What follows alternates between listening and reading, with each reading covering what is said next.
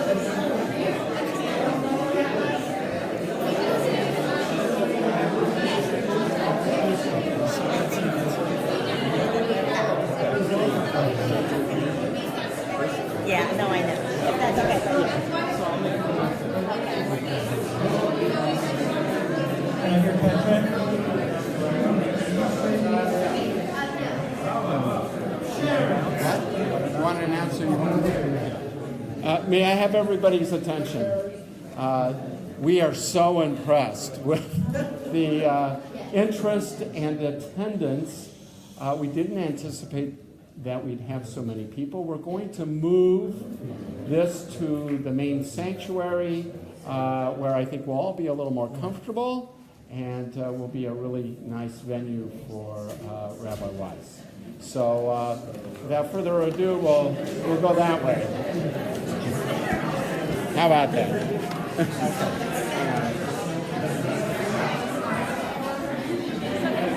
Shane.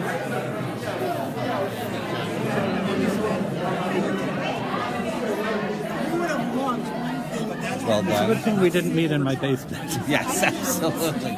To be on your outside with lighting and I don't even think not raining and no mosquitoes. Yeah, I don't even have enough room in my yard for. Certain tests, a certain way. So, what do you think about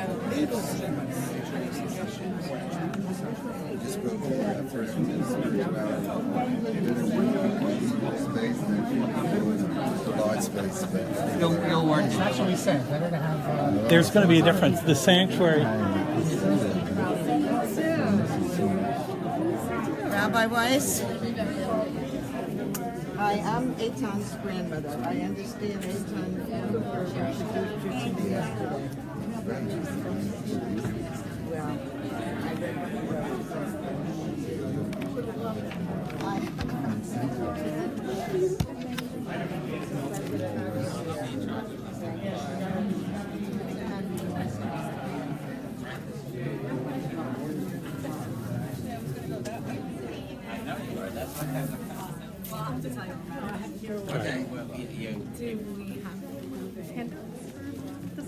No. Okay, so I'm gonna go home and I'll print them.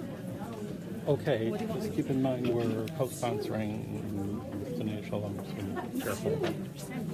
But I said we need to get them now for the next. Shavuot. Do we have anything like this in print, or do I need to go pick it right? We don't have anything. Okay. Except for our schedule, and we're going to have the Shabbat afternoon too. I think No. I don't think it's necessary. And we need to get this. Well, they have two co-presidents of B'nai Shalom who are dealing with.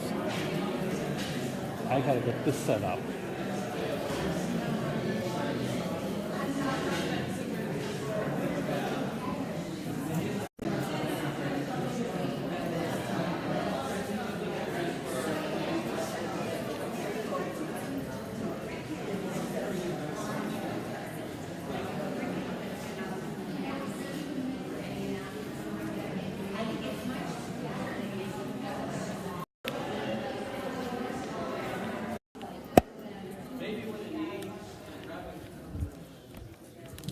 Leslie?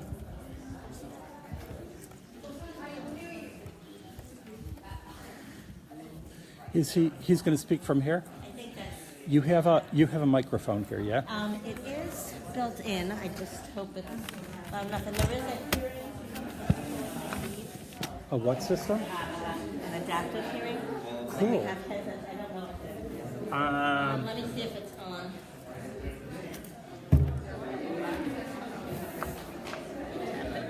Yeah, you can hear it, but Okay. this one, are there two switches? They're on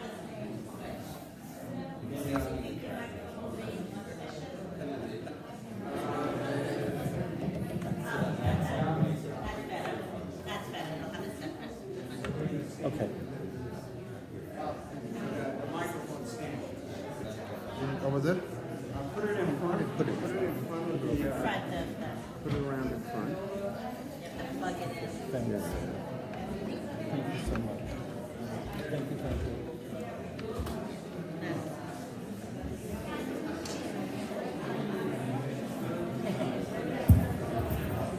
Yeah, it's on. It's on. So we just, if you bring the, then the microphone stand that was in the other room, that'll be perfect. Wow. I didn't know we were giving things away. Right? Yeah, that's fine. He's going to bring the stand in. So, you know, if he wants to hold it, he can. If he wants just on the stand.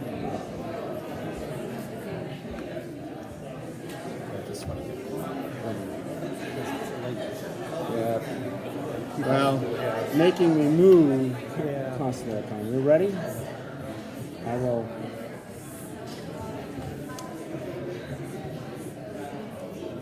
I have a pretty loud voice, so while they wait to welcome everyone, I'm Noel Meltzer. I'm co-president with Murray Freed of B'nai Shalom, and I want to welcome you to B'nai Shalom. I want to extend a welcome as well from Rabbi Tobin, who had a family commitment tonight. I was just commenting earlier, or actually at the end of last week, as Mindy, my wife, and I were at a celebration here in the community dedicating a new Torah, that living in West Orange presents just an incredible opportunity of diversity in Judaism.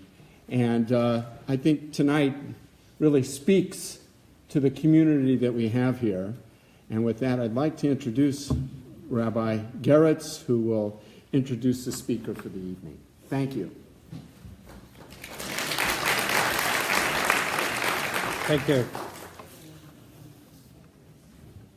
First of all,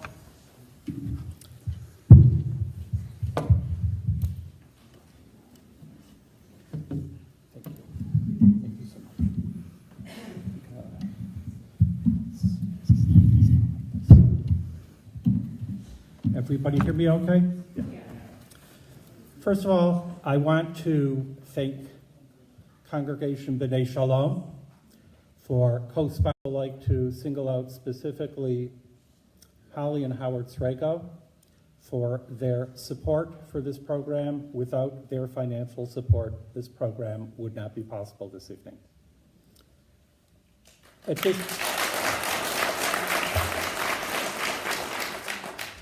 At this time of year, we're close to the end of Sfirat HaOmer, counting the Omer.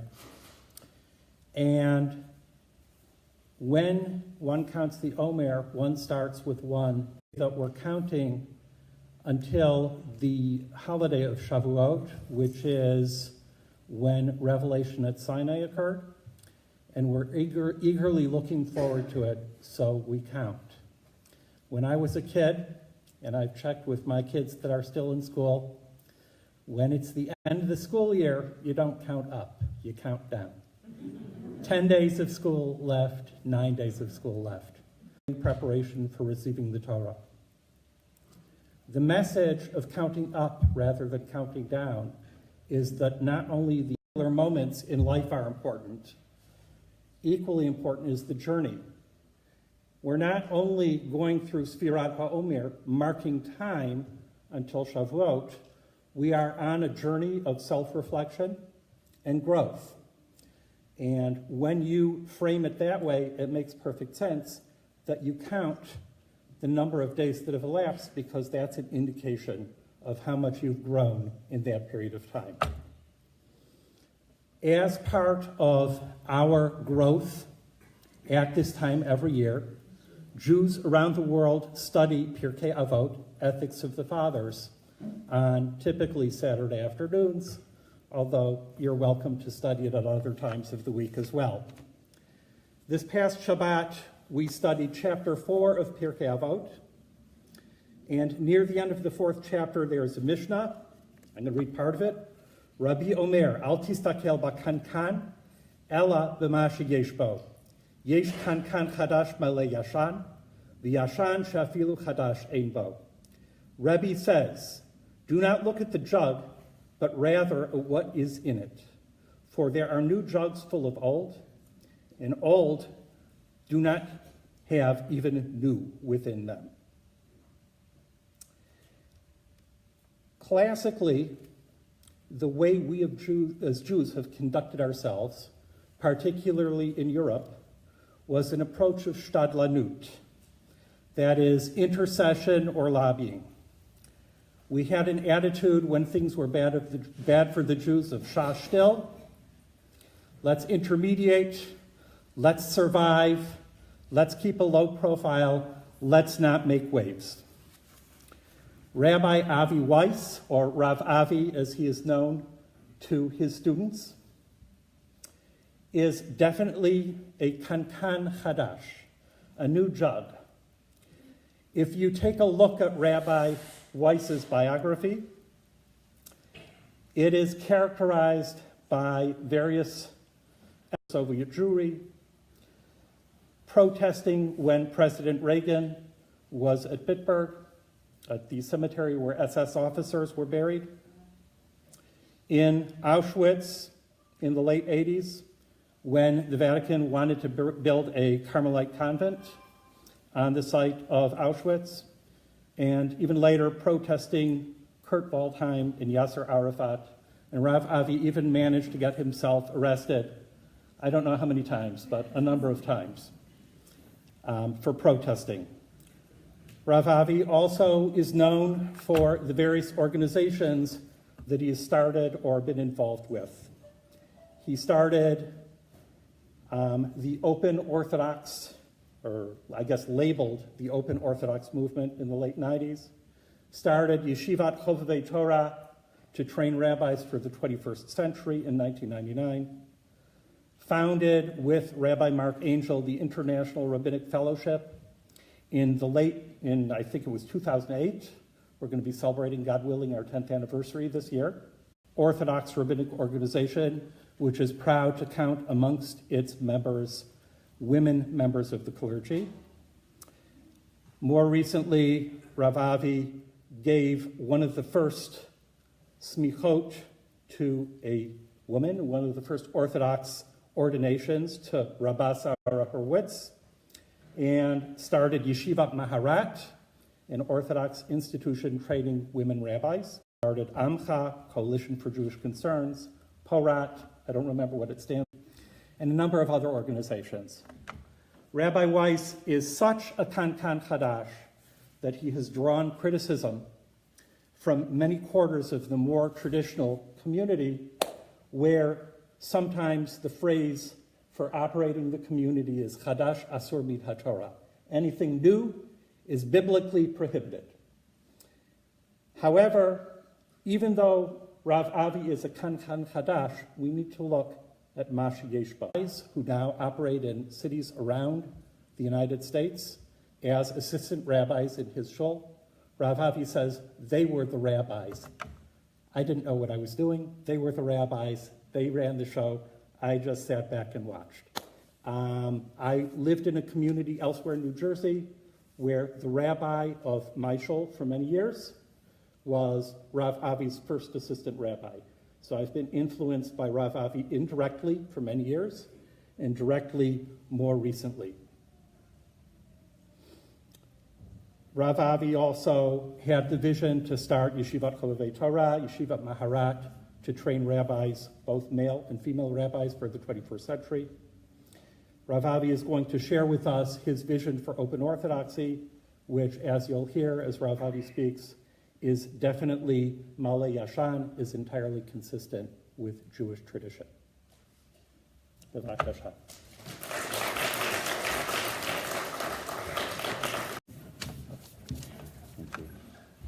Erev Tov, everybody. Thank you very, very much for coming out. I appreciate it. And it's good to see so many familiar faces. There are some Riverdalians here, and Erev Tov, it's always good to see people whom I go back with a long, long time. I wanted to dedicate this evening to the memory of Rabbi Aaron Pankin, who was the president of Hebrew Union College, the Reform Rabbinical School, a young, dynamic leader who tragically over the weekend lost his life piloting a plane.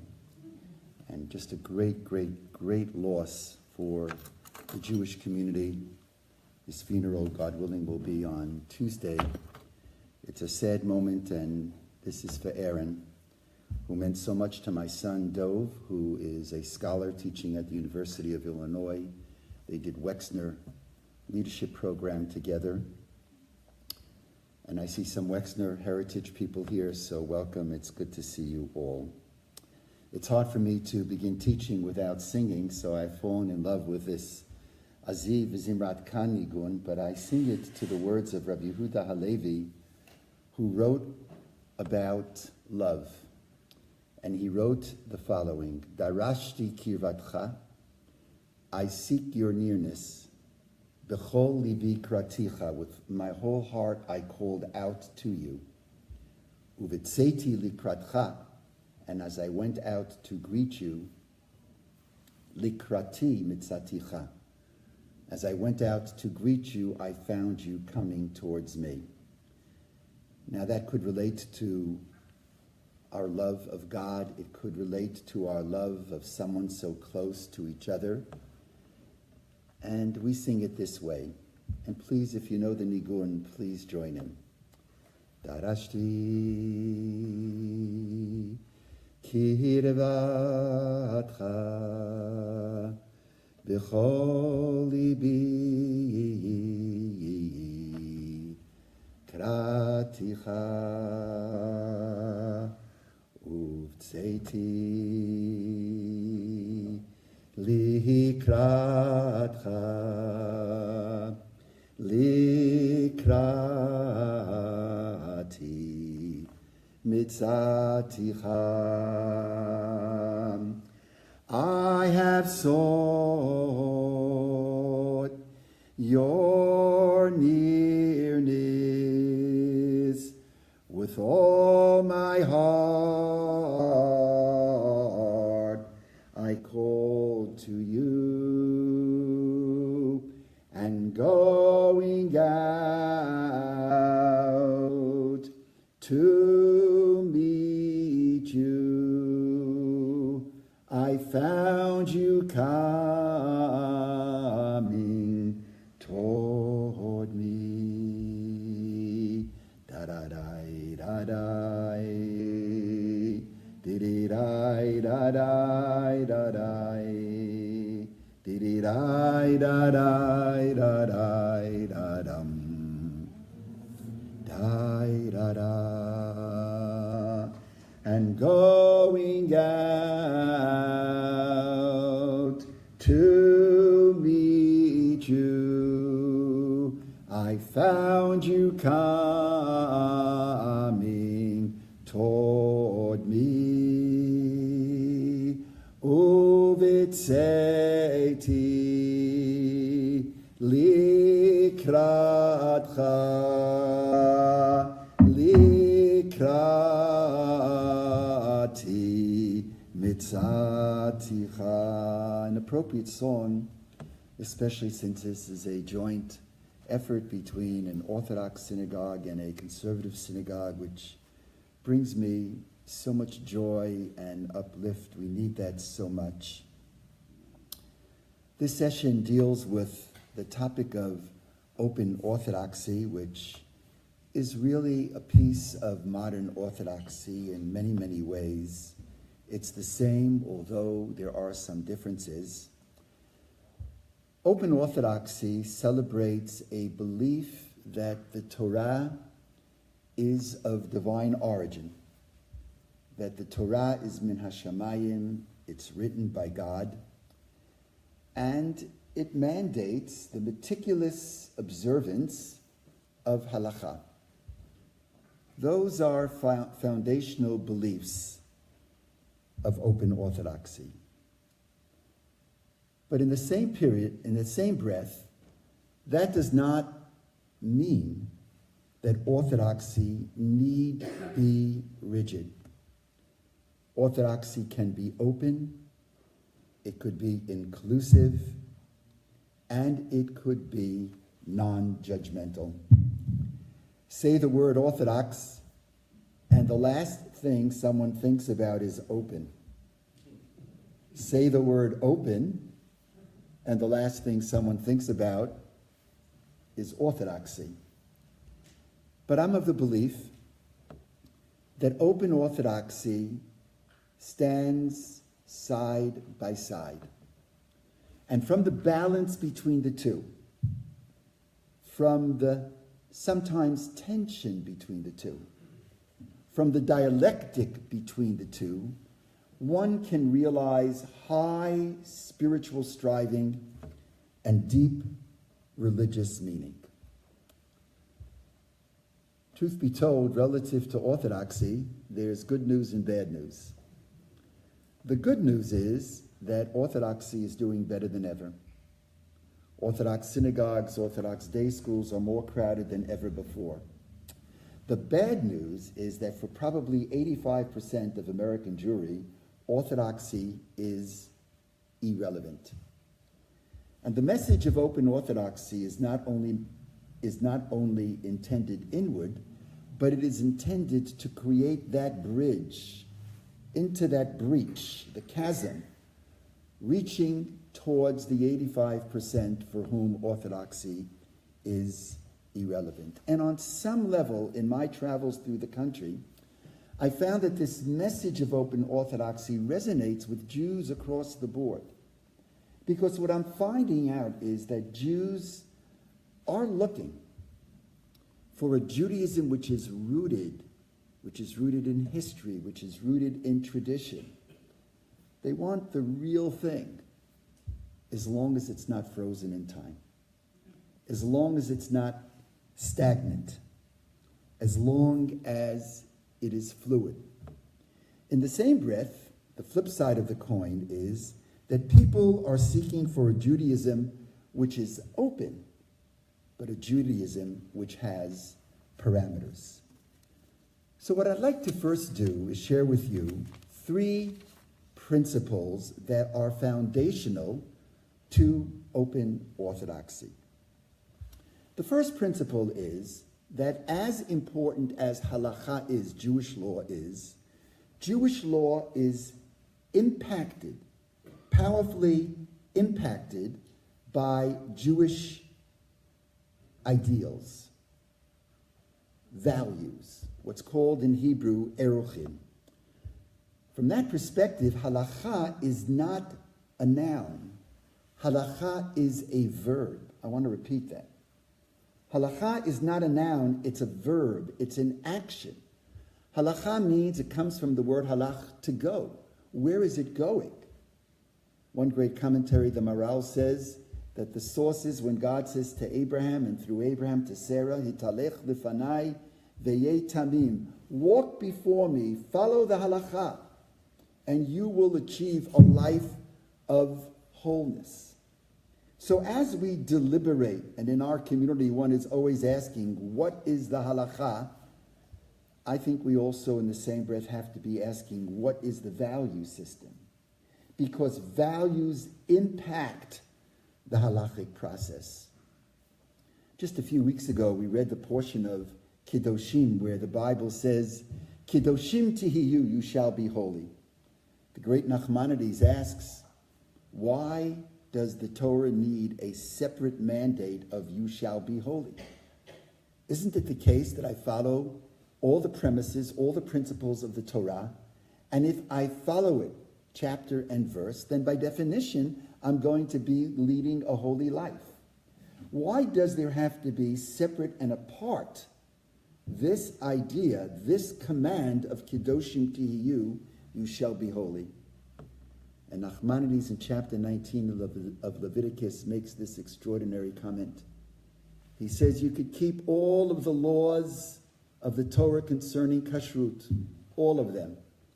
And you can keep all of the laws of the Torah concerning intimacy and sexual intimacy.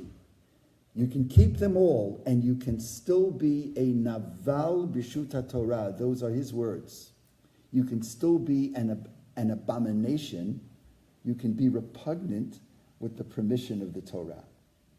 Because I'm absolutely observant does not mean I'm necessarily leading a religious life. I can lead a ritually observant life and be very, very far from being religious, just as I think people can be religious without being ritually observant. Hence, Nachmanides says, the Torah points out, Kiddushim tihiyu is a separate commandment. Beyond the halacha, beyond being very, very careful in following, dotting the I's and crossing the T's, and making sure to follow the law, Kiddushim tihiyu, one has to take into account the values of walking this earth and leading a holy life. Values impact the halachic system. You know, the Talmud in Yevamot, towards the end, it says that one witness is enough to testify that a husband has died, which allows his wife to remarry. Now, normatively, we always need two witnesses. But here the Gemara, the Talmud says, and this is the halacha, one witness is enough. Now, why is one witness enough in those situations? Why the exception to the rule? Because if we're not going to believe that one witness, this woman will remain an agunah, she will remain chained. If she doesn't have information that her husband has died, she will be unable, even months and years later, to remarry. And so, the Talmud concludes. And then, towards the end of Yevamot, the Talmud ends with the words, V'chol banayach limudei Adonai v'rav shalom banayach. The Talmud ends with the principle that the whole purpose of Torah is to bring peace to the world. The purpose of the Torah is that sentence from Proverbs which we sing out when we return the Torah to the ark. We say, Dracheha darchi noam v'chol netivoteha shalom. The Torah is a way of pleasantness. Its pathway is peace.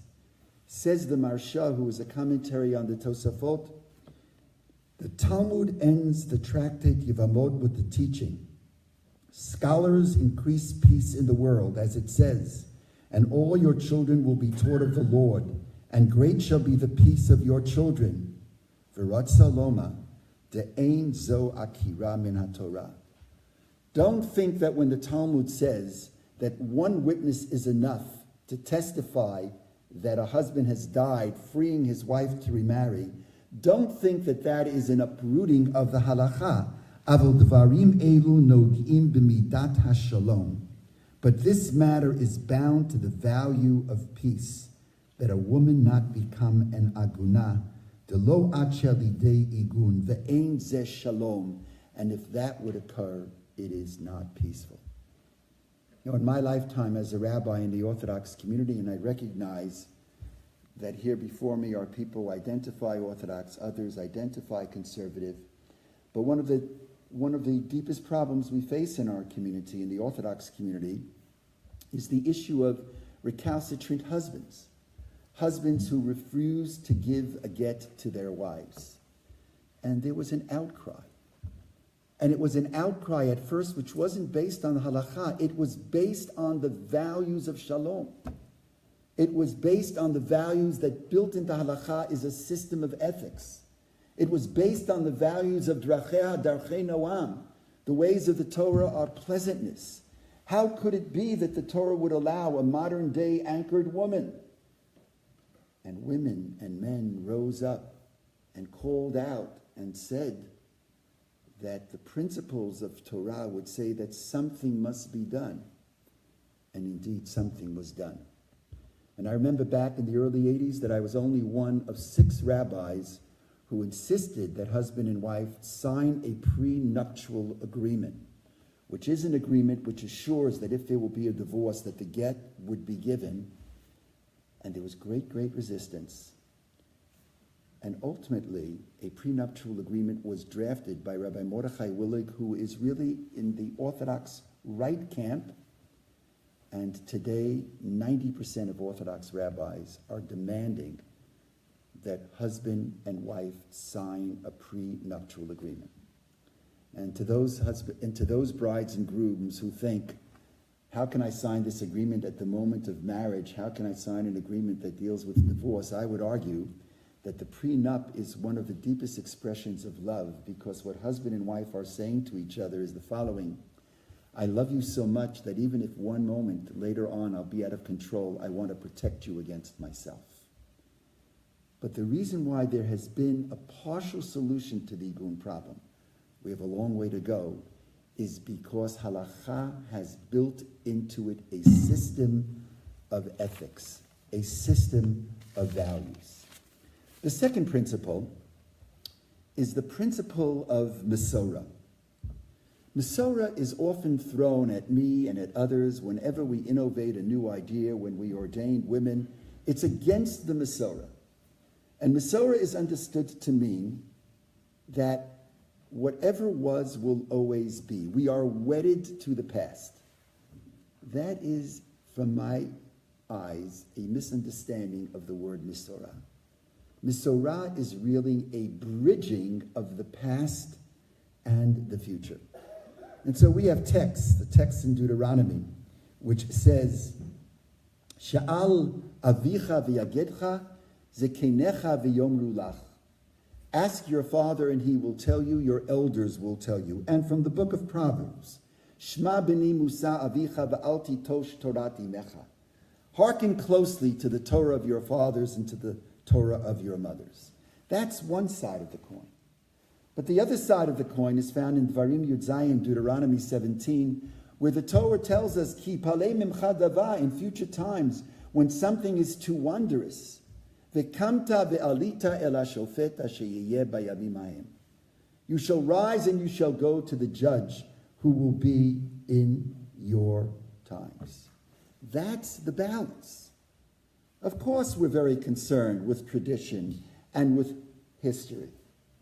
And when a decisor of law deals with law, he takes into account the cumulative tradition of past binding law. It's a complex process. That tradition is very, very critical.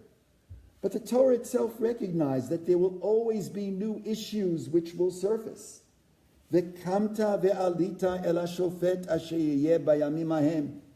As Rabbi Kook himself said, the first chief rabbi of Israel before it became formally the state of Israel, he wrote, "There is no prohibition to permit the permissible, ein isur le'esor et hamutar, even though it was not practiced in the past."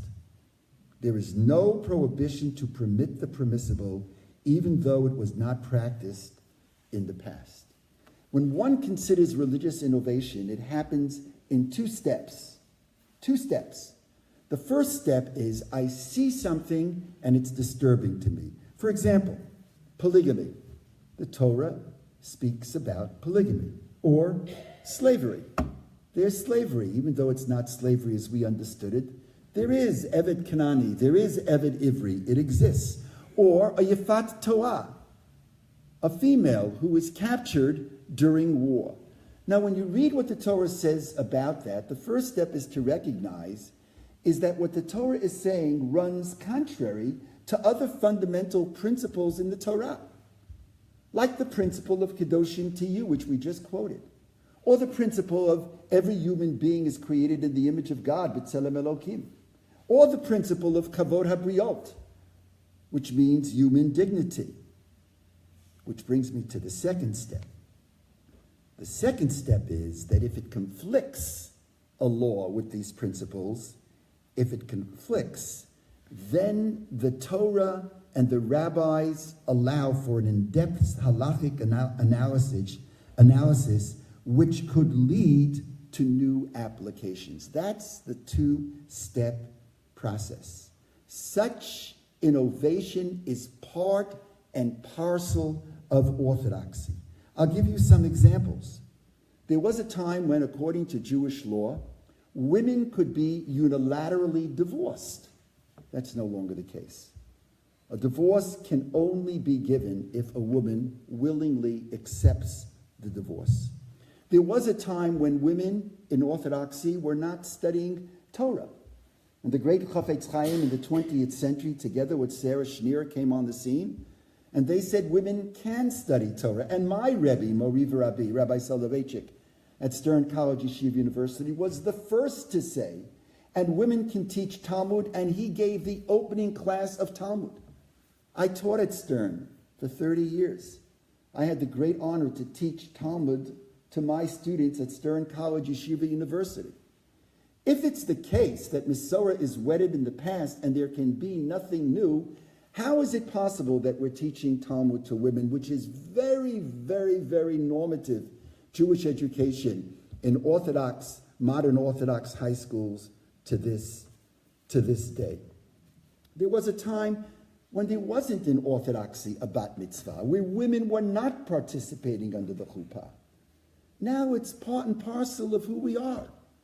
Of course there are going to be benot mitzvah. There are women who read the ketubah under the chuppah, who give a dvar Torah under the chuppah. That's what I mean when I say that Masorah, tradition, is not wedded to the past alone. It's not cemented in the past. It rather is a bridge between the past and the future. And the third generic principle which I wanted to share with you is something very deep to my heart. And that is a belief that the rabbinate should not be centralized. I'll say it more clearly. The rabbinate should be decentralized. We're not a papacy. The papacy centralizes religion. That is the philosophy of the Catholic Church. That is not the philosophy of what Judaism is all about. When I would go to my teacher, my Rebbe, Rabbi Soloveitchik, with a question, I was looking for him to give me a response. 95% of the time, he never gave me a response. I'd ask him a question, and he would say, "And Avraham, what do you think?" Then I realized the next time I ask him a question, I better come prepared with an understanding of how I'm going to respond. Now, he could have said a lot of different things to me. He could have said, "I really disagree with you, and I don't think it's something you should do." Most of the time, what he said, or he could have said, "I agree with you." Often he would say, "If I was in your position, I'm not sure I would do it your way. But as I'm telling you this, I'm full of emotion.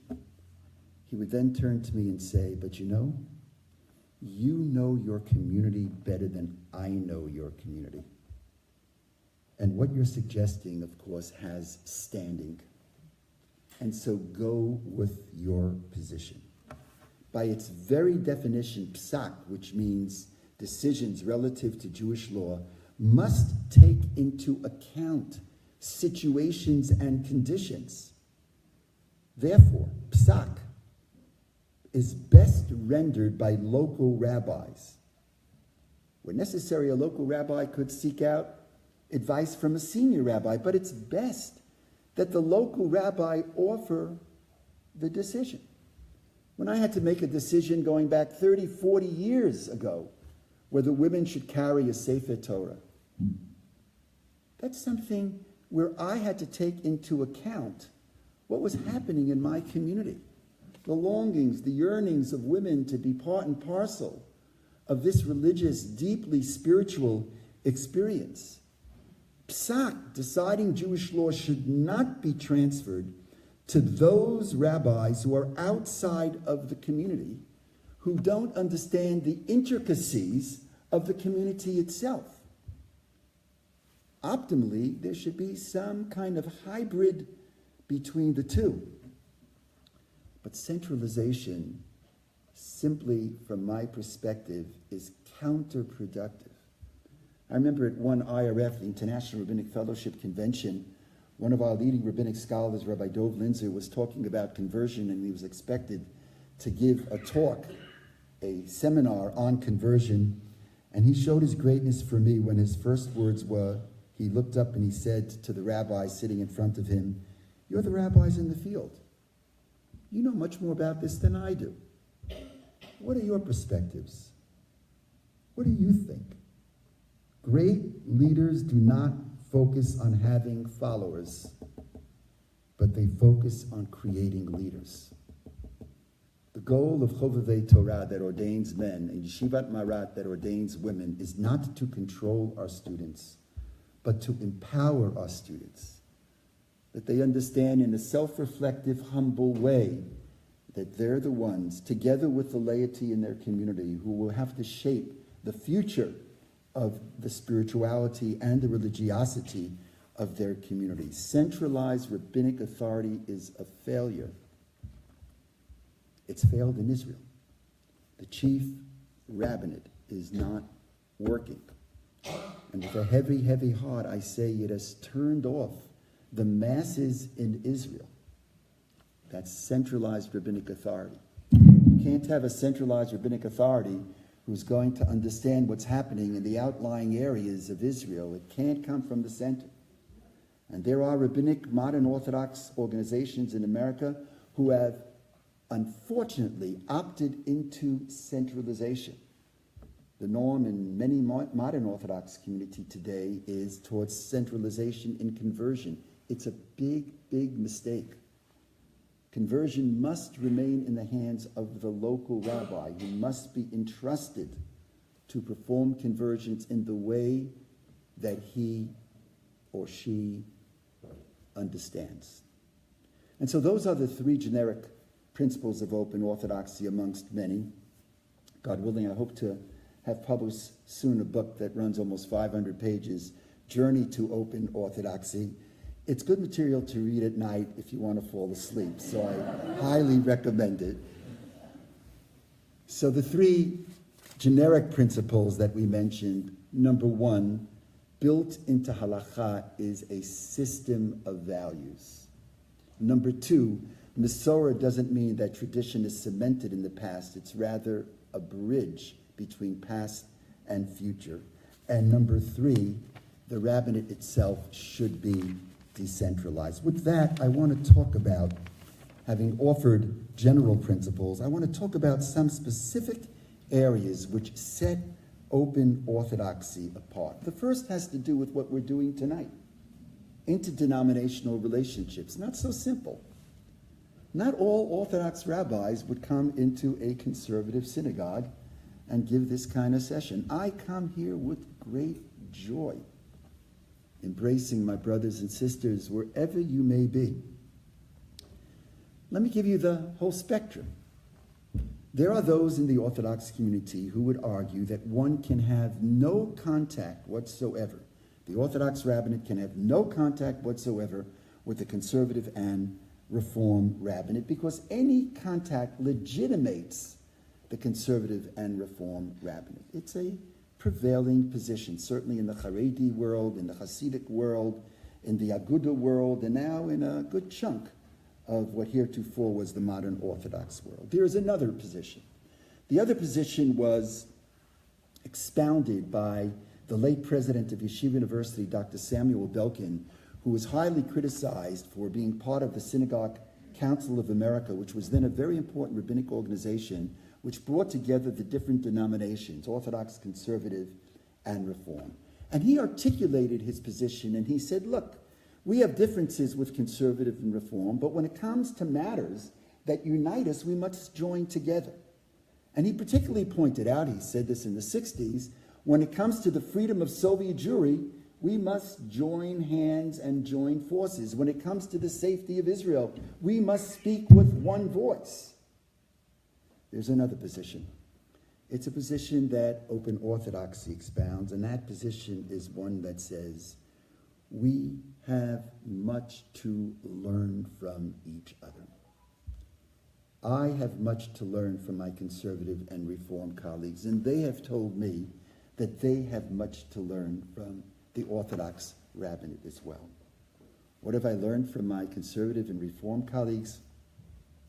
I wrote a book called Spiritual Activism, which is a book on leadership, principles of leadership. And I used to travel the country with David Saperstein, who headed the Reform Action Center. And one time in front of a massive crowd, he looked at me and he picked up the book Spiritual Activism, which I wrote, and he said to me, Avi, do you know that there are people in this world who are called Gentiles? What he meant was that in this whole book, there was hardly any mention of social justice.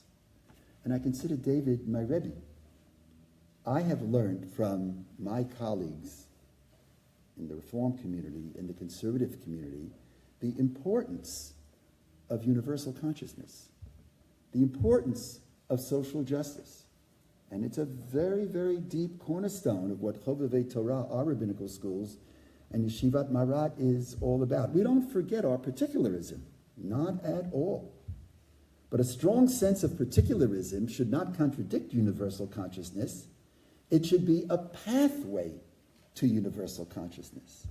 So when Rabbi Ari Hart, who served in our synagogue, a graduate of Chovevei, now he's in Skokie, when he said to me a year ago, Thanksgiving, that he's got to go to Greece to receive the refugees from Syria coming across the Mediterranean, I hugged him.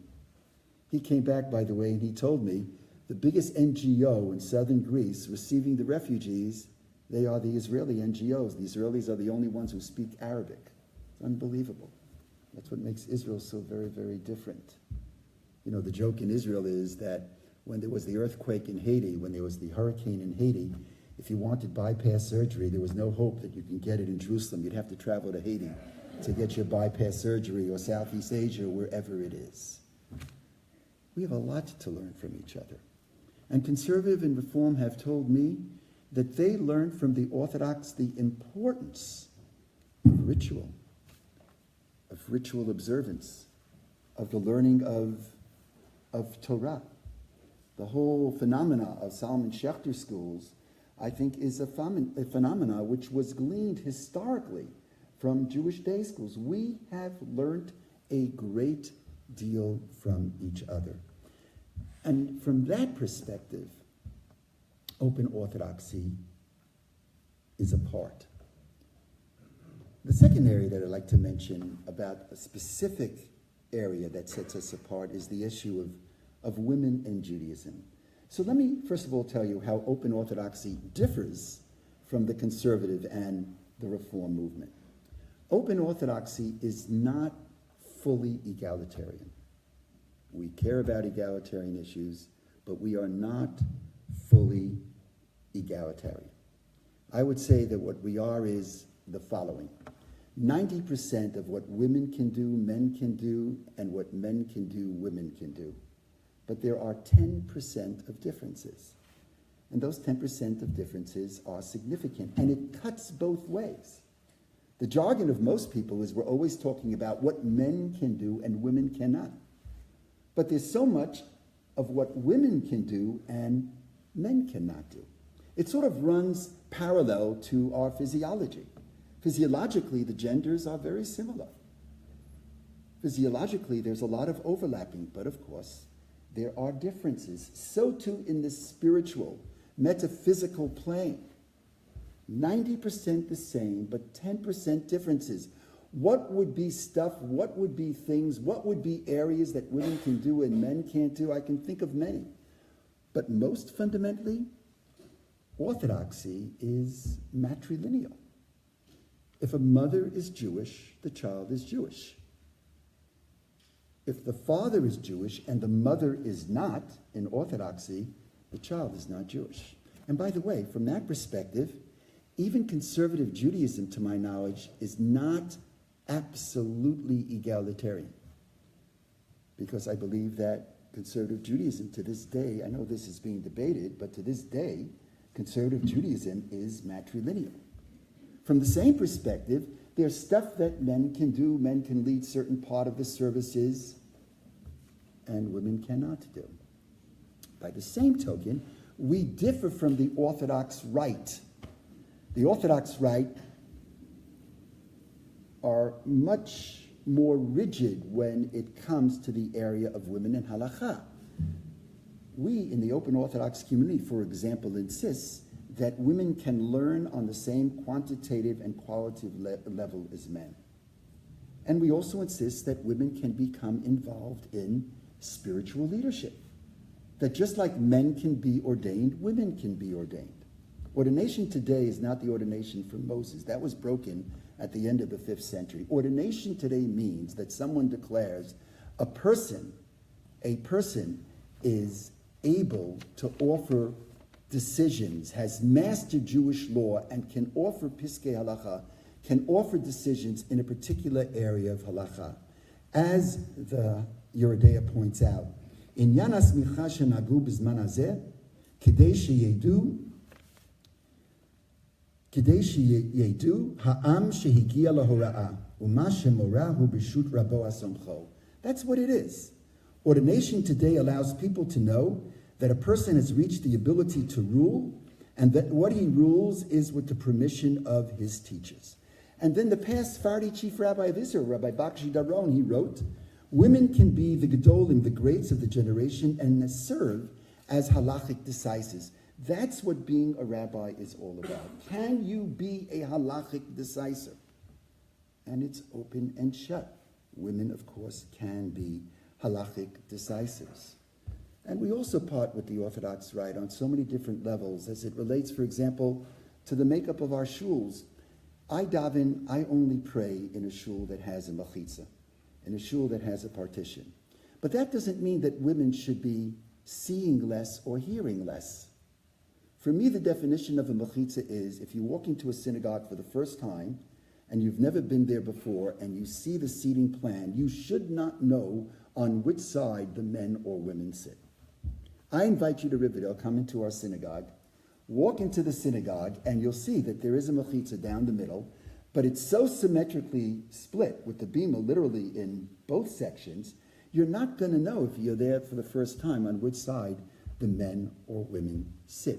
That is a departure from what the Orthodox Rite does, and we believe that women can participate in many, many parts of the service. Rabbi Sarah Hurwitz, the first Orthodox woman to be ordained, speaks from our pulpit in the middle of the service. The pulpit itself is a third, if you will, neutral section. Women carry the Torah. Women participate in leading the Sheberos to the full degree that is possible within the halacha.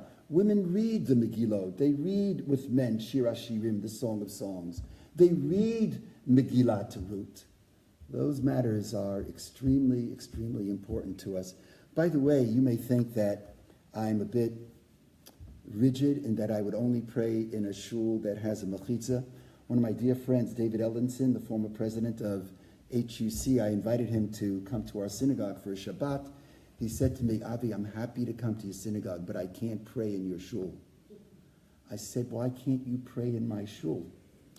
And then he gave me a bit of my own business, as my father would say. He said, I can't pray in your shul because I don't pray in a shul that has a mechitza. I said, you don't pray in a shul that has a mechitza? David, what do you? He says, no, it's just, it runs against everything I stand for. I can't. He says, but don't worry, I won't embarrass you. I'll make believe I'm praying. I won't embarrass you.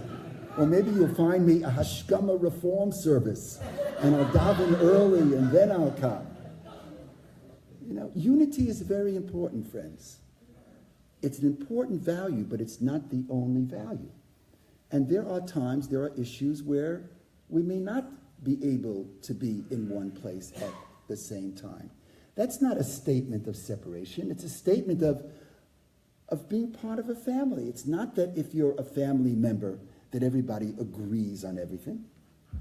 In fact, I think the test of love, the test of unity, is not how we get along when we agree. It's how we get along when we disagree. That's ultimately the test. So in those two particular areas, in the area of interdenominational relations and in the area of women, those are specific examples of where open orthodoxy really does stand apart.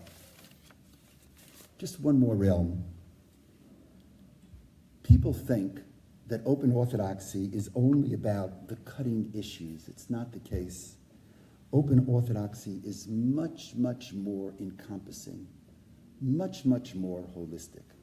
The stuff for me that is cutting edge in my rabbinate is probably percentage-wise less than 10% of what my rabbinate is. My rabbinate is our synagogue is much, much larger than these cutting issues, as important as they are into denominational relations and women issues and gay issues, which is extremely, extremely important to me that we be as welcoming as we possibly can to our gay brothers and sisters. But open orthodoxy is not only about the cutting issues, it's about much broader issues. It's about spirituality. You know, friends, people think that Jews today are not looking for God, they're not looking for spirituality. Wrong. People are looking for meaning. People are looking for spirituality. People are looking for God. If millennials are not coming to services, it's because they don't find the services moving. They don't find it spiritually uplifting. And we have to do a restart. We have to recalculate. We have to be able to look at those words, and we've got to breathe the Spirit of God into these words. And I've spent a lot of time on trying to create spiritual communities. For me, spirituality, the definition of spirituality is consciousness of the moment while feeling the presence of God. I want to repeat that. Consciousness of the moment while feeling the presence of God. We live in a world where people sing about yesterday and sing about tomorrow because that's reflective of the culture of our times. What about today? And a word which is repeated over and over in the Torah is Hayom. Today. What's that little corny statement? The past is history. The future is mystery. Today is a gift from God. That's why it's called the present. Not bad. The past is history. The future is mystery. Today is a gift from God. That's why it's called the present. And every time I'm at a wedding, I walk up to bride and groom and the parents and I say, stay in the moment. Don't worry, the next moment will come. Stay in the moment. Because I'm constantly finding that people are preparing for the next moment. How about staying in the moment? I could be in synagogue for 2-3 hours and not feel the presence of God even once. How could that be? Open orthodoxy is a call to recharge, to bring God into our lives, to feel the moment and recognize that the moment is a gift from God. The moment is a gift from God. And this has been my motto at Life Cycle events. And so at weddings, when I stand under the chuppah with bride and groom and I recite the blessings of Erusin, the commitment blessings, the betrothal blessings, I'm going to sing the betrothal blessings, to try to create. Song is the gateway to the soul. And when we read the ketubah, when we read the marital contract, why read it in a dry fashion? This is a love contract.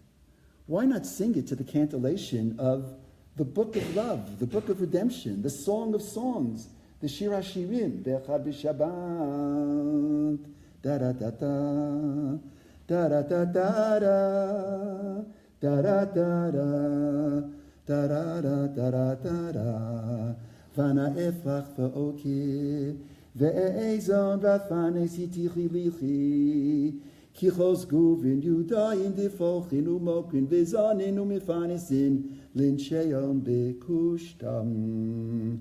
And a couple of months ago, I was under the chuppah towards the end, and I was so moved, but the chuppah was like a distance away from the people like I am, and spirituality always means you want to be amongst the people. Better to have many people in a small space than few people in a big space. You want everybody near each other. And I turned to bride and groom and I said, let's go. And they said, where are we going? I said, we're going right into the middle of the floor. I grabbed my talit. We went to the middle of the floor, got 4 people to hold the talit. Everyone stood around. What a moment of spiritual blessing, bringing spirituality into our lives, bringing spirituality into our sanctuaries. Part of spirituality in sanctuaries is creating a welcoming spirit. That's why, since the beginning of my rabbinate, I never, ever sit in front of the synagogue, ever. People ask me, why don't I sit in front of the shul? I say, that's not where the Jews are. I don't want to sit in front of the shul. I want to sit amongst my people. And for every aliyah, I go from person to person. It helps the decorum, by the way. Although it could get a little crazy, because those were the days I was very, very much involved in politics and would be in newspapers. So people often did not know what I looked like, but they knew my name. And I wanted to be the first one to the door to welcome every new person who comes in. And I'm sitting next to this new person, and I say, what brought you to the synagogue? What brought you to what we call the bayit? This person says, well, there's this crazy Rabbi Ave Weiss. Oh my God, it happened many times. It's called, and people would push back on that. Now it actually has a name. I've seen articles written about it. It's called Rabbi Off the Bima. I like that. I like the fact that in our synagogue, I think we were the first to make sure that in the sanctuary it was accessible. For me, what makes a synagogue beautiful and spiritual, it's not the glass-stained windows. It's accessibility. I learned this from my friend Danny Human, who was in a terrible, terrible automobile accident. And he was confined to a wheelchair, although he has taught me never say I'm confined to a wheelchair. I walk in a wheelchair. But when he was in that wheelchair, it was our son's bar mitzvah. It goes back. And I asked him to come to the Torah, and he said, how will I get to the Torah? Because the beam is 18 inches off the ground. I said, I'll lift you up. I'll lift you up. And he said, Avi, you don't understand. When I come to the Torah, I'm either going to come under my own power, with my own sense of self-dignity or self-respect, or I'm not coming at all. And I went back to the board and I said, there are people who don't feel welcome. We've got to build ramps. And according to New York City law, for every inch of elevation, the ramp has to be a foot. 18 inches, 18 feet. And there were people at that board meeting making calculations. Oh my goodness, that's about 7 rows. We lose 2 or 3 chairs per row. That's 20 chairs. Over 20, 30 years of high holiday seats, we're going to lose X amount of money. And this is what I'm hearing. So I push back and say, listen, I'm the rabbi of the synagogue. I believe in benevolent dictatorship sometime. And this is, for me, a halachic matter. This is not a... So the president was Paul Azaba, Stanley Lango, blessed memory, whom I think about always. And we were always in sync. And he turned to me, he said, Rabbi, would you mind if we take a vote? I said, I don't mind, Stanley, because I knew where he was going. He took a vote, Freddie, and it was a unanimous decision. unanimous decision, we're going to place a ramp, so we'll lose 20 seats. And then as I walked out, I said, oh, by the way, it's not 20 seats, it's 40 seats, because what we do in the men's section, we have to do in the women's section. And I invite you to the synagogue. When I look at the shul and I think about what's the most beautiful place, it's spirituality. There's so much else that is holistic, that's part of open orthodoxy, such as, for example, commitment to the state of Israel, so critically important these days. But I've spoken long enough and want to bring this full circle by telling you the following. The reason why our rabbinical school, Chovevei Torah, and then Marat was created is because I saw that Yeshiva University was pulling precipitously to the right. And I also noticed that the conservative movement was moving to the left. And there's already discussion of whether it will ever be that the conservative and reform will one day merge. But with modern orthodoxy moving right and conservative Judaism moving left, I recognized that there was an opening in the sea. And that's why Chovevei was created, to respond to that need. And you couldn't have had the success that we've had. This is not my doing. It began by identifying a need. Over the past 18 years, we've raised $45 million for Chovevei and Marat. You can't raise that kind of money unless people really want to invest in something that they believe is very important. And since the mid-90s, when modern orthodoxy was really on a path of demise, look what's happened. JOFA, the Jewish Orthodox Feminist Alliance, was created. EIDA was created. The Institute of Ideas and Ideals, Parat, our rabbinical schools for men and for women. The International Rabbinic Fellowship, which today has 250 rabbis. And there are parallel organizations in Israel, Nemanei Torah V'Avodah, if you're familiar, Bet Hillel. There are Malay Gilboa. And these organizations have support from the more progressive wings in YU, even in Chabad, even in the Hasidic community, even in Yeshivat Har Etzion. We are no longer a few in numbers. The Pew Report reported that there are 210,000 modern Orthodox Jews.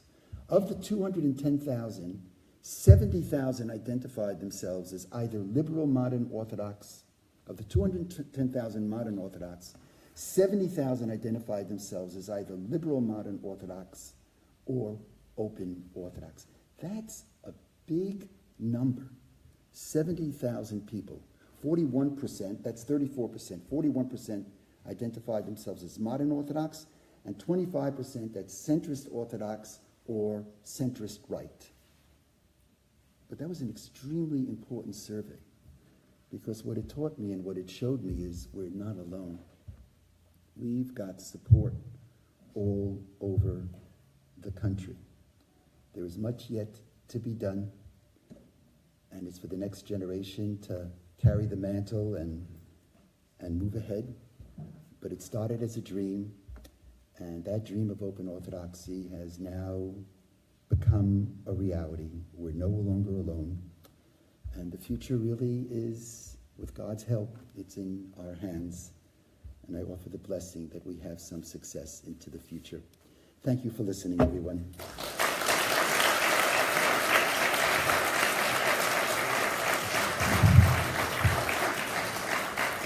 So now I can step down. Hi, everybody. So if you have any reflections, any thoughts, it's about 8:45, so we'll stay for another 15 minutes and then we'll go over now. Yes, please. Tell me your name. I'm Jerry. Tell me your real name. Jerry. Get. Gittin was good. It's back. Gittin was good. You know, my son, I told you, who started Chovevei, is a scholar now. In fact, I'm very proud. He won the National Jewish Book Award. He wrote a book on scholarship, a book on the theology of rebuke and protest God. It's called Price and Reverence. I would recommend you buy it or go to the bank. It's one of these university books that is just off the chart. house, and he was blessed just now with, he's married to Shandy Riggs, who works for the Wall Street Journal. He's like, I'm pumped up here with pride. So their first child, and these are very cutting-edge young couple.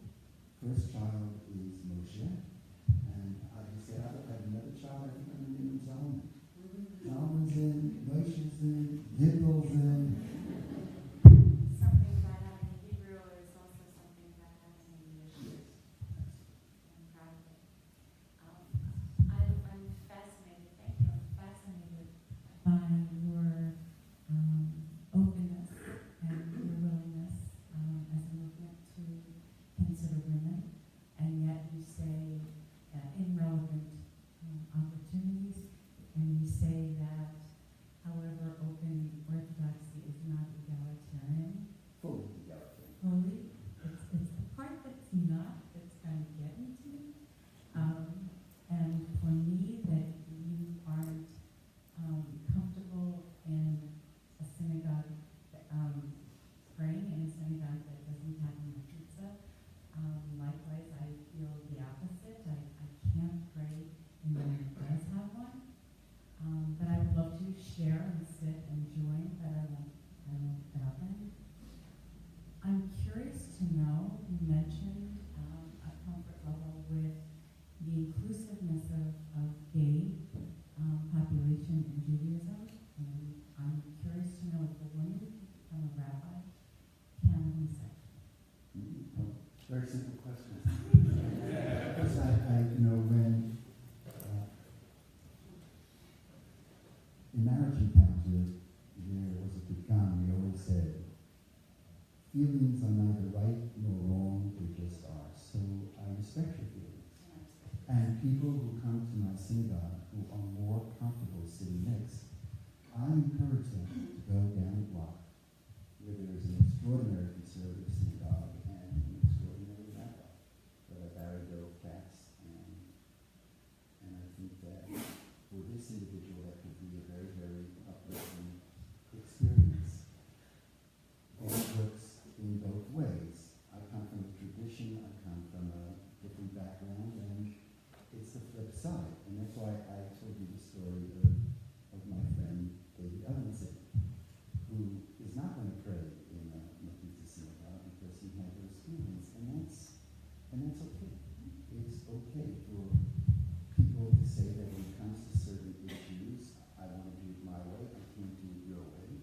As I said to you before, unity is a very, very important factor, but it's not the only factor. There are some times where families and where people, where we can't do identically the same thing.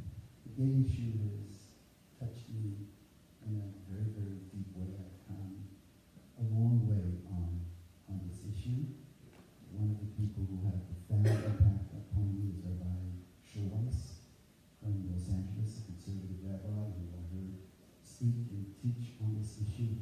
He's passed on, touched my life deeply, and I'm involved with many people, millennials, cutting edge, many Orthodox millennials,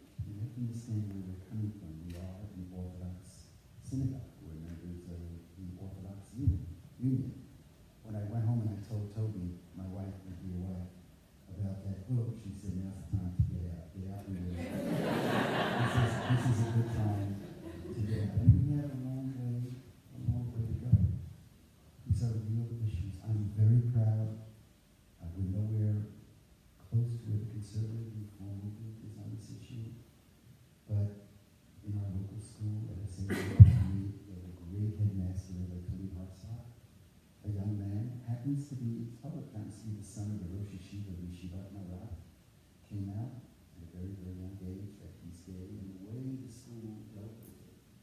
I'm very proud that Rabbi Ave Weiss, who was a member of our faculty, he drafted principles of welcoming gay men and women into our community, which was signed by many hundreds of Orthodox rabbis. And I encourage you, go home, Google, bring it up, and it's very, very important.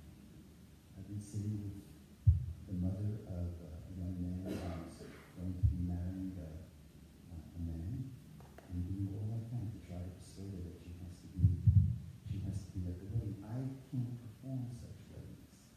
Halakha doesn't allow me to perform those weddings, and frankly, if I followed my what I feel within me, I would, but I submit. I submit to the system, and the values are out there, and we're trying to work within the halakhic system, and we'll see where this takes us. Thank you. You are? So I'm Sharon Kirschenbaum. First of all, my nephew is a proud graduate, and we are the proud nephew of What's his name? Arya Leifert. Yeah. Arya Leifert, the proud graduate of Golden State. Thank you. Yeah. And you are his guru. So we've had an interesting. He's graduated quite a while ago now. He was among one of the first classes, so we've seen it grow. We've also seen some of the challenges Colorado has faced. And one question I have, and you've partially answered it, but I'd love to hear it again, is I know that the Rabbinical Council of the Orthodox movement does not accept Colorado graduates. And I understand what you said in terms of there has to be unity, but also separateness. But I'm wondering, as the head and founder of Colorado and the current leadership of Colorado, how do you reconcile the fact that members of your own movement will not accept your graduates? So, it's a very, very fair question. Truth be told, first, I left the Rabbinical Council of America. I felt that they were not accepting my students. I did not want to be a member of the RCA. I know they do good work. And we started a new rabbinical organization, Rabbi Mark and Joel and I, and there are 250 rabbis, men and women, who are in that organization. By the way, he found a job here in town for the high holidays through. Right. And many of the members of the IRF are also members of the Rabbinical Council of America. I say as many as 50 RCA members are in the IRF as well. So this may surprise you. This has to do with a certain approach to leadership. I really don't spend much time laboring over what the RCA does. That's what they're called, the Rabbinical Council of America, what they do or what they don't do. I just don't have the energy for that. I don't spend much time on that. In fact, I spend very little time. God bless them and let them do whatever they do very, very well. I would rather respond to what they do by doing whatever I can in areas that we can control. We respond by doing better, trying to do better in recruitment, in training, and placement. Our response is that by this June there will be 125 men rabbis who will be placed. Although I was censured for ordaining Sarah Horowitz, by this June there will be 25 women who will have been ordained. 10 of them are serving in synagogues around the country, one more extraordinary than the other. The response to that kind of pushback is not getting to the mud and fight it out. The response is recruit, train, and place. And beyond the 125 and 25, there are many rabbis who have been assistant rabbis in my synagogue. I would say that within the larger island, there are probably 200 men and women across the country in some of the most important positions. We are very important leaders to the Hillels. So the director of Hillel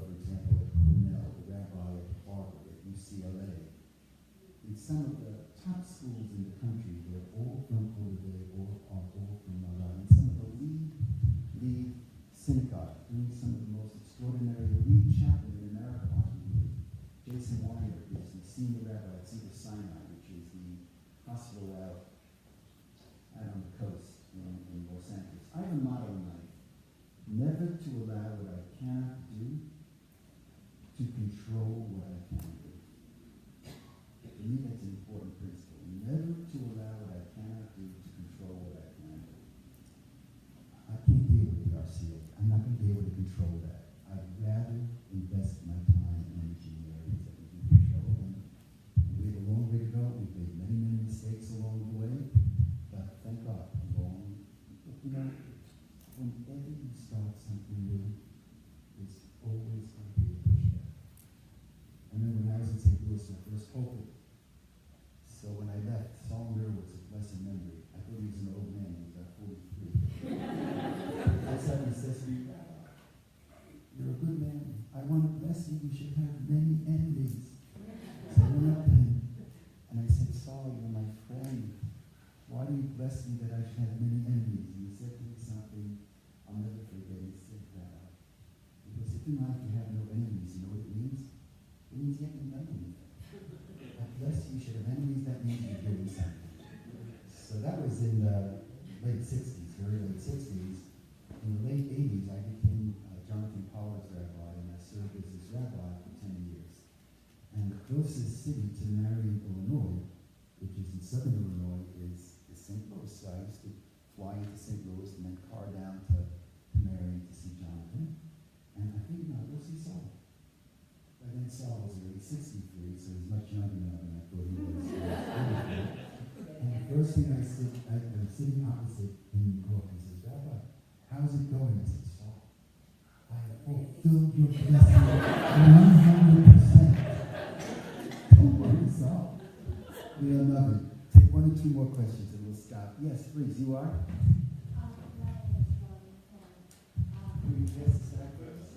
I think people can probably hear me. We're so glad to have you in the light of your remarkable history and your contributions to Jewish life throughout America. I was really struck, however, by your saying that from conservative and reform rabbis, you have learned so much about social justice and social action. In this beautiful sanctuary, we are actually blessed. I don't know what kind of background you've given about this place, with a wealth of halachic, philosophical, broad Jewish scholarship that is remarkable, not only from the Bima, but from the pews, as we have three phenomenal rabbis who sit as confidants.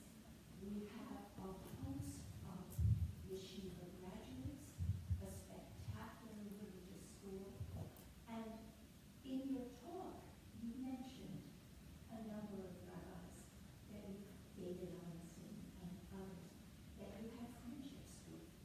But I hope perhaps you will fill us in on the kind of dialogue and learning that you have done with conservative and reform rabbis as well, because I trust from the rest of your presentation that that has been your experience. I think you're absolutely right.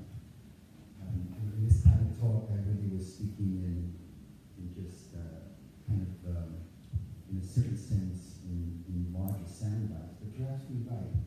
A sine qua non of Holiday and Marat, part of what we do is our students are studying initially with conservative and reform. I have the great, great honor to teach and give seminars before Rosh Hashanah Yom Kippur with many of my conservative and reform colleagues at the New York Board of Rabbis all over the country. So of course it goes both ways. I view myself as a student of Abraham Joshua Heschel. I view myself as a student of Professor Lee. We learned that way in scholarship. And not only have we learned, have I learned from my son has opened my eyes.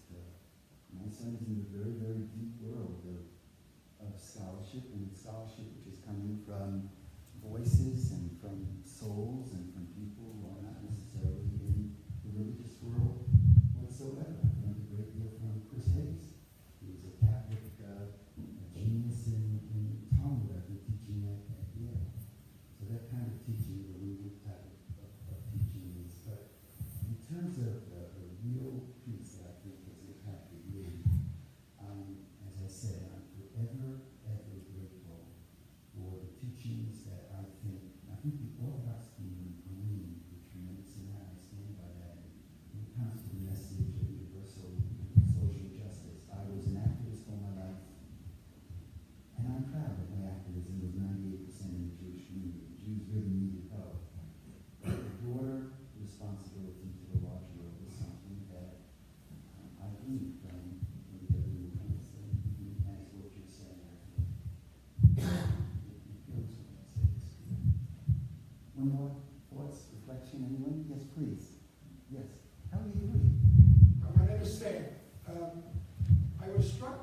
Hebrew names? Your Hebrew name? Yisrael Yonah. Yehuda Eliyahu. In case you ever wanted to call me out. In our synagogue, my name is Abraham Chaim Yosef, Ben Moshe, and then I said, no, I think my mom wasn't like this. So I started a whole trend, and now we are called up, and I expect you to do this for me. Whenever anyone is called up, whenever somebody is called up, and what is your name? It's nothing to do with that. What I wanted to ask you was, I was struck by your comment that in the future, moving to the future, one of the principles was to decentralize Judaism, by which you meant local rabbis should be in charge of their local communities and dispense not only sermons but halakha. But what would you do, again, moving off in the future, and believe me, it's not an issue here, about rogue rabbis?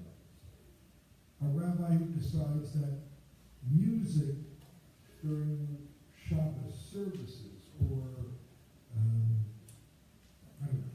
questionable caterers would be admissible in his community because of those local community standards. How would they ever be disciplined or right? You have to build into this, to what I'm talking about, some kind of system where there are, in fact, boundaries. There is no doubt. But there are not that many rogue rabbis. So I think we have to identify who those rogue rabbis are, and they have to be identified as such. I'm not claiming that when we decentralize, that people who are really stepping over the line are not called out. They have to be. They have to be called out. But decentralization it's critical, I think, for there to be a furtherance of religious and spiritual growth. I'll close with something very, very much related to what you were talking about. This is from Journey to Open Orthodoxy, and with this I think we'll call it an evening. See if I can find this.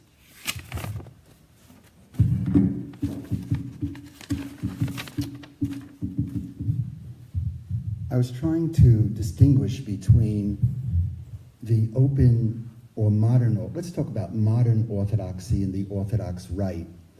And what I argued in this particular piece, and you can actually Google it, it's called Defining Open Orthodoxy, it was published by Tablet. I argued that the distinction between modern Orthodoxy and the open and the Orthodox Rite back in the 50s and 60s related to two issues. One issue was support of the State of Israel, where the Orthodox Rite was not supporting the State of Israel. And the other issue was college education. Those in the Orthodox Rite were not sending their children to be educated in college. And I argued that in the end, modern Orthodoxy won out on both those issues. Because the Orthodox Rite today is much more open, not completely, but much more open to supporting Israel and also to sending their youngsters to college. Now, they may not view Israel as marking the dawn of our redemption. They may not view its establishment as having religious meaning. They're not going to sing Hatikvah. They're not going to recite the prayer for the Israeli government. But they are supportive of the State of Israel to a far greater degree than they were. In that sense, I think they've learned from the modern Orthodox. And they are sending their youngsters, their young men and women to college. Now, I'm not saying that they see holiness in English poetry. I see holiness in English poetry. I see holiness in medicine. Holiness, for me, the Rav Kook idea that there's no such thing as the unholy. There's only the holy and the not yet holy. Everything has the capacity to become holy. Everything has that capacity. But in those two areas, modern Orthodoxy has really won out.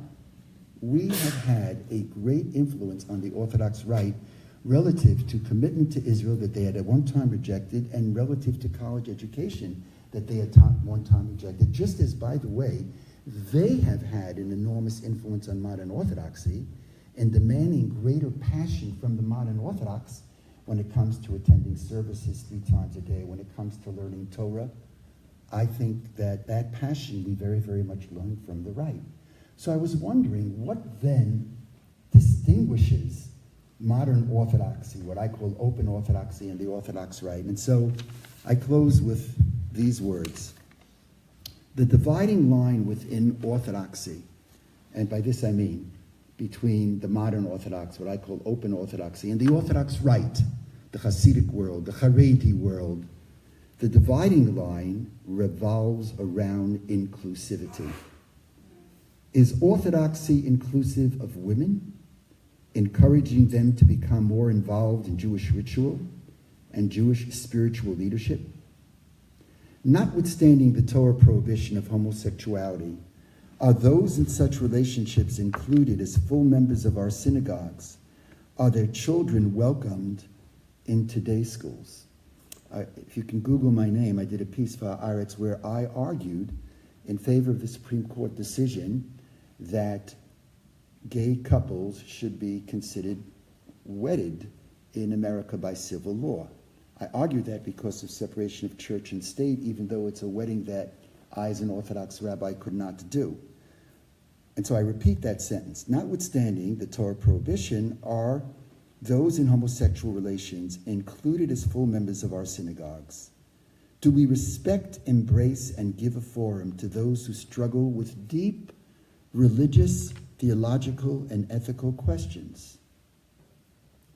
Have we adopted the strictest measures for conversions, or do we, within halachic parameters, reach out to converts with love and understanding? Do you know there are 300,000 people from the former Soviet Union who are patrilineal Jews in Israel?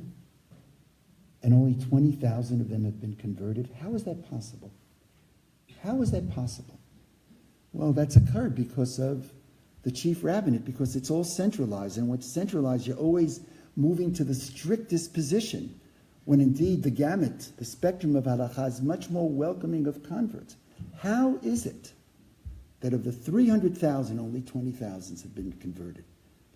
And so we call for there to be a change in that issue. Should Orthodox rabbinic authority be centralized, or should it include the wide range of local rabbis who are not only learned, but also more aware of how the law should apply to their particular communal situations and conditions? Are we prepared to engage in dialogue and learn from Jews of other denominations, and for that matter, people of other faiths? If I may, just an anecdotal story. We got into a little trouble when I invited a group of European cardinals to the Chovevei Bet Midrash. We were then in the Kraft building at Columbia University. And the head of the delegation was the Archbishop of Paris, whose name, he's gone now, whose name was Lustiger. How many of you have heard of Lustiger? Lustiger was born a Jew, and he converted out. There's been a lot written about him. There are movies about him. And Lustiger was one of the 4 cardinals who in 1987 signed an agreement with European Jewish leaders in which they said that the convent at Auschwitz I would be moved. And when the convent at Auschwitz I, with the Carmelite nuns who were praying to convert the souls of the Jews who were in Auschwitz I, when it wasn't moved, that's when I went to Auschwitz I with a group of protesters, and we jumped the fence, and we sat in. It became an international incident because we allowed the workers on the inside they beat us, and I don't believe in violence as a means of social action. It became a very, very, very big story. As a matter of fact, the Cardinal of Poland, a man by the name of Cardinal Glenn, also gone now, a great anti-Semite, he got up in Czestochowa in front of 150,000 people, and he accused me of coming to Auschwitz to murder the nuns and to destroy the convent building. So I called up my good buddy, I called up Alan Dershowitz, Alan, Czestochowa, 150,000 people, Glenn, this is a blood libel. Alan says to me, well, what do you want to do about it? I say, Alan, I got to tell you what to do. Let's do the American thing. Let's sue the son of a gun. Alan says, sue the Cardinal of Poland? I said, yeah, let's sue the Cardinal of Poland. And we sued the Cardinal of Poland. If you read it quickly, there's a chapter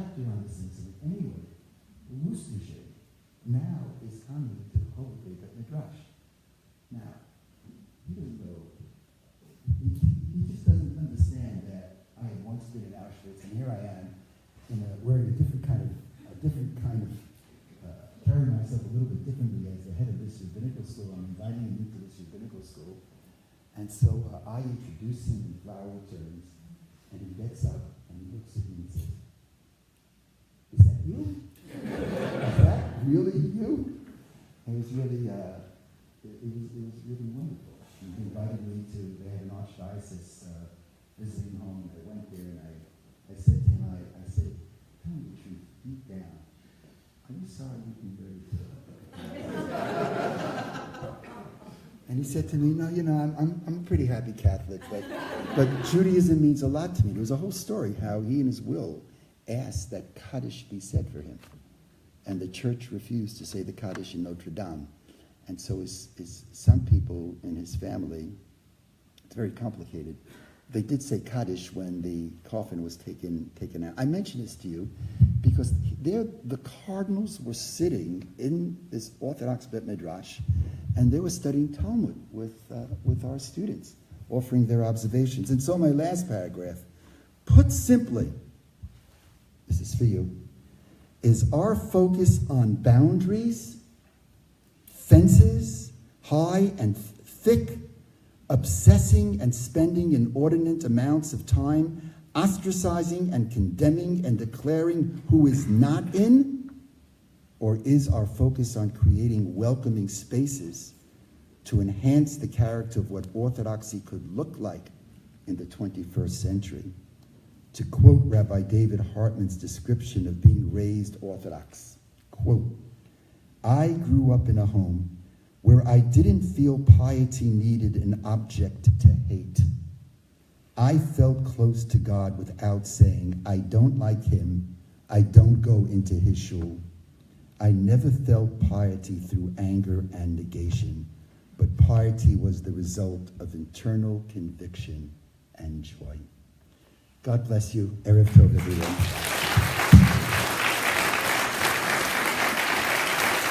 Thank you.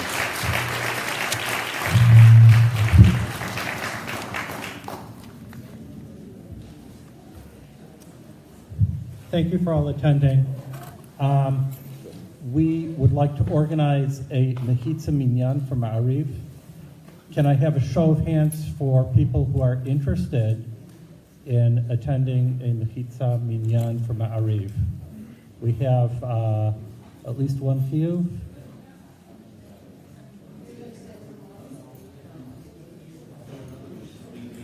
Okay, so let's say in 10 minutes in the Lipka Chapel,